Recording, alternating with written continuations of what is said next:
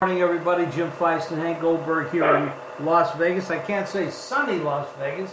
It's actually overcast and quite chilly today. Hank, good morning. How are you? I'm suffering. I had Chicago at 11-1, and that guy misses a kick that he should have made. That really disgusted me for a long time to get over that. Yeah, that was a rough one. Kickers miss, that's for sure. I mean, Something? They should never have gotten rid of Robbie Gould. No, he's doing great. These guys, they dump these guys and they go somewhere else and do fantastic. And it's, but in any case, kickers have had a lot of problems this year, even with point after. Yeah. They miss a lot of point afters as well. It's not a guarantee. Definitely adds a lot of mystery to the game. What did we learn from these games this weekend? What did you see? Well, I'll tell you something. I thought I was screaming to change quarterbacks in the Baltimore game. That guy had nothing. He was scared. They went for they didn't gain any. They didn't have a third down conversion. They couldn't get a first down. He couldn't complete a pass. He fumbled the ball twice early in the game. All the Chargers scores were set up on his mistakes, not on the fact that Rivers was moving the team. And I think that the defense did what they needed to do to stop Rivers again, but this guy was doing nothing. And you've got a multi-million-dollar quarterback sitting there. Why? That was just ridiculous.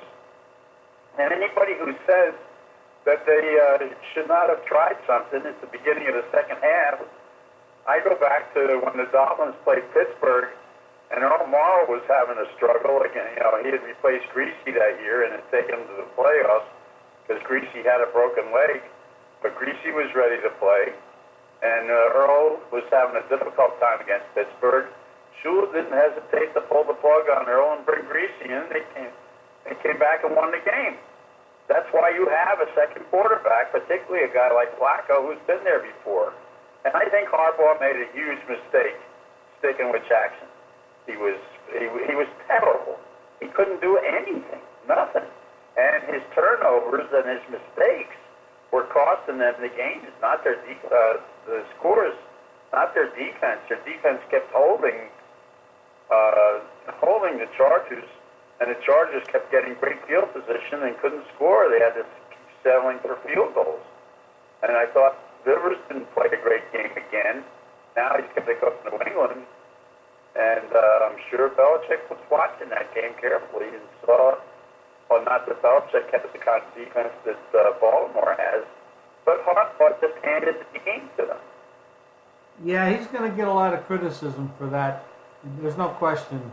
It was pretty obvious they needed to do something, and he didn't do anything about the change. And it was I don't know. I think he was more concerned about hurting the kids' feelings than winning the football game. So it kind of was. Well, he's thinking about the future. If this is his future quarterback, but here they are in the playoffs. And the kid will get over it. He didn't have it today. No, Get him out. I totally agree with you. I think Flacco should have been in the game. I don't know that he would have done anything, but you had to give him a chance. He could complete a pass. Yeah, he can do that. He can do that. He can stretch the field. He's a different, he's still a very quality quarterback. He just hasn't had a great year, but they should have used him, no question. Any of the other games that shocked you? I was kind of surprised at this, and maybe you can answer the reason why and what Dallas did. But Seattle came into the game as the leading rushing team in the NFL, but Dallas was able to shut them down. That didn't surprise me. But they've got two linebackers.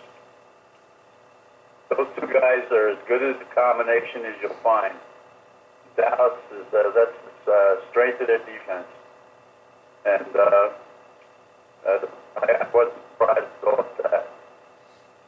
Yeah, that was.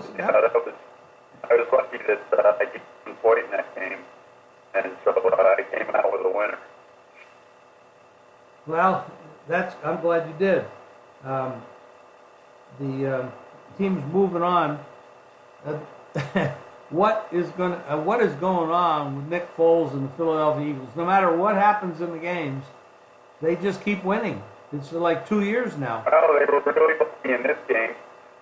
There was a big surprise to me was that the Chicago defense couldn't hold them once they got the lead, because you can't blame Trubisky for this.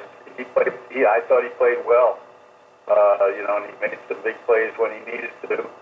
And they took the lead and they were ahead. And on that, and the last series did. I'll tell you something. Peters did a great job on that all-star pass rusher and kept them off Foles on that last series. And Foles took him down the field, and yet Chicago was able to move the ball at the end. And that quarterback made a great throw and put him in position for the game. And they got in position. They got a 43-yard field goal. He made it first. They froze the timeout, which is a difficult move. And he hit the crossbar. The second kick. Otherwise, Philadelphia's going home. Hank, we have a pretty bad connection here. I know you're on a different phone today because of a cell phone problem, but this connection isn't working very well. It's very garbled. I'm sure the listeners are going to have a problem with it. So I won't extend this much further. Is there anything else you want to really quickly go over before we sign off? Yeah, I like Alabama a little bit, but the number's gone down somewhat.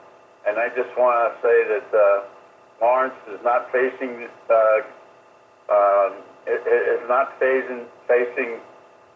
Notre Dame this week. He's up against a defense that's going to put a lot of pressure on him.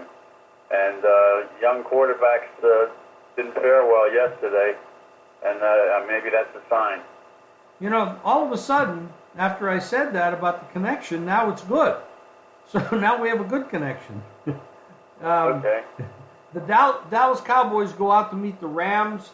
Philadelphia goes to play the Saints. The high-scoring teams, which were the Chiefs, the Rams, and the Saints, that tailed off a little bit throughout the year, have now had a week off resting, and they have home field advantage. You have two young quarterbacks. Goff is a young guy, and Mahomes is a young guy. Of course, with Breeze, of course, he's got a Super Bowl ring, and he's got 15 some years of experience. So, but these high flying offenses disappeared throughout the season, and this weekend we had 1 over and 3 unders, and you had none of those high flying offenses played this week. And so it was mostly defensive battles in each game. Going forward, do you think these high-flying offenses that started the year off scoring in the 40 and 50-point range every week will bounce back, or is it a defensive battle the rest of the way? Well, Kansas City has a history of not doing well in the playoffs, but they also do well after a bye, so I'm a little torn with that one. I'll tell you this. Romeo Crennel made an adjustment after the first half, and they shut down the Indianapolis offense. But Indianapolis' defense was much too good for the Texans. So I'll be curious to see if Crennel communicates to his old coach Belichick and helps him out this week. I think that'll be kind of an interesting sidebar to that game.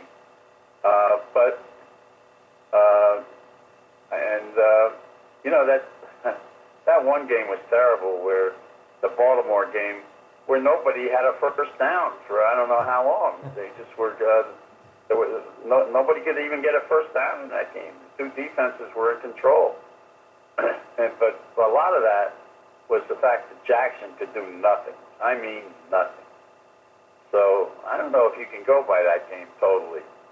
I think the Chargers got a huge break, and that they were playing against a non-quarterback. Well, there was a second part of that break was the fact that was the first time a team had played that Baltimore offense with Jackson the second time.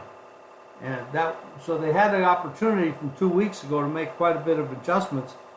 And they basically played, a seven-man defensive line. I mean, they were just, making him throw, and he can throw the ball, but he's not as accurate as a normal professional football quarterback needs to be. Well, how about the fumbles? He couldn't even take a snap, out of the gun early in the game, and that set them up to score a couple of times. Yeah, it was pretty obvious the nerves got to him. He definitely cracked under the pressure, no question. But they made a game of it at the end. But that's a lot to be said for the LA Chargers not finishing off the game in the style they should have. But they, I don't know. They haven't. You mentioned it last week that Rivers has not been playing well, and that game was not impressive.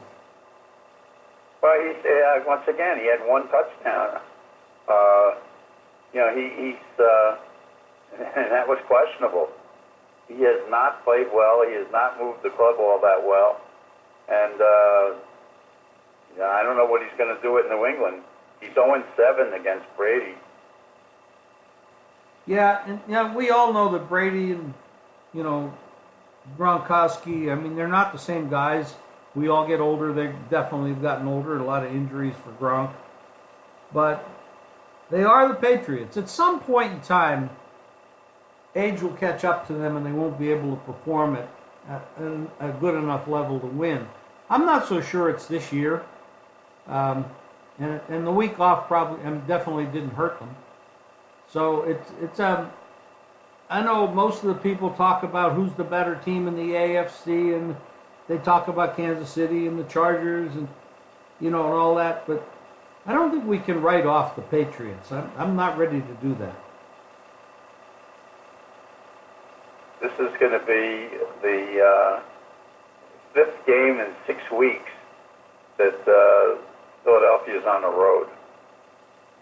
Yeah, they got some kind of magic going on with that team.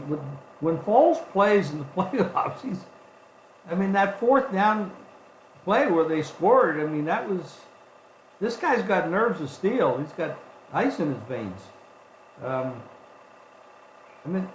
It's unbelievable what's going on. So is fatigue or rust going to play out in some of these? The home teams, obviously they're home teams because they have the better record and they deserve that. But some of these spreads, that game against Philadelphia, I don't know if you knew this or not, but the first two books to put up the line on the New Orleans Saints made the Saints 10. That's a big number. Defending champs, Philadelphia, playing, they go on the road and beat the number one defense.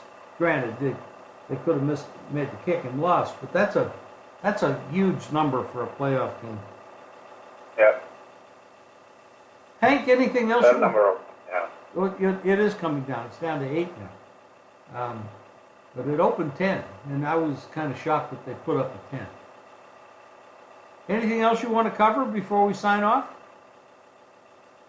Tomorrow, some good basketball, college basketball gets going.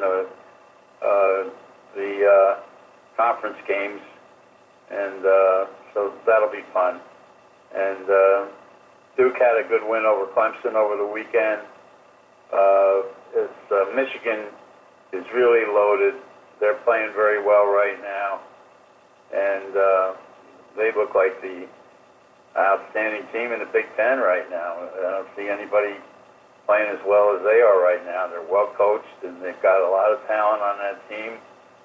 And Virginia is playing very well. They're a typical good defensive team, but they can score too. So that'll be good when Duke and Virginia finally get together. But anyway, this starts the conference games for real this week, and tomorrow there'll be some good ones on television. Absolutely. Unusual night the other night when Kentucky and Kansas both lost. There were quite a few upsets. Yeah. There were quite a few upsets over the weekend, which, that's these games. There's a lot of parity in the NCAA Well, basketball. that wasn't a big upset with Kentucky. They were only favored by a point, I think, over Alabama. And Alabama's good, so. They are good. Yep. All right, Hank, thank you. We'll talk to you again on Wednesday. Have a great day. Thank you. And everybody, go to jimfeist.com and get Hank's picks and mine. I'm on a great NFL run right now. I've hit 25 of my last 32 NFL bets. And I just posted a huge play in the playoffs for this weekend. So, jimfeist.com. Hank's plays, he's always good. He posts winners all the time, and my plays as well. Thanks, Hank. Appreciate it. All right, Jim. Take care. Bye-bye.